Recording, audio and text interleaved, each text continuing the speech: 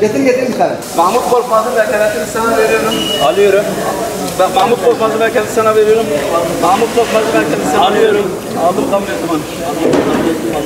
Allahu Ekber, Allahu Ekber. La ilahe illallah, Allahu Ekber. Allahu Ekber ve lillahilhamd. Bismillah.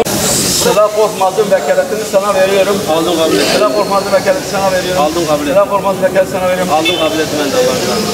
Allahu Ekber, Allahu Ekber, Allahu Ekber. La ilahe illallah, Allahu Ekber.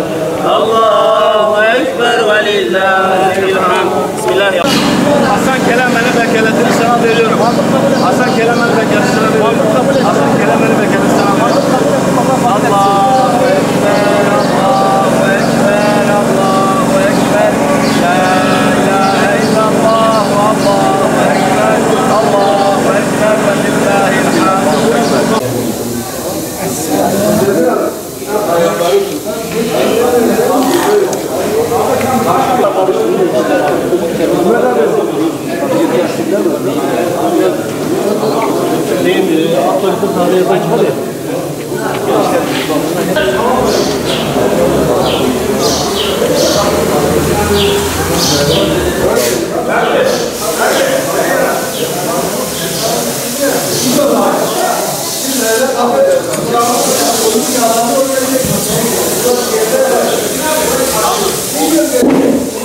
Adana Umut Kervanı'nın bağışçıların bağışlamış olduğu hayvanları şu anda bayramın 2. günü her zaman olduğu gibi burada kesiyoruz. Kesimlerimiz yapılıyor. Hepsi bizim dernek gönüllerimiz çalışmalarını Allah rızası için yapıyorlar. Kesiyorlar. Kesimi yaptıktan sonra etimizi arka tarafta hijyenik bir ortamda doğruyoruz, poşetliyoruz ve Allah nasip ederse akşam da muhtaçlara sofrasına ulaştırmaya çalışacağız. Yaklaşık yüzlerce bir koyun geliyor yani şu anda 100-110 tane falan burada var.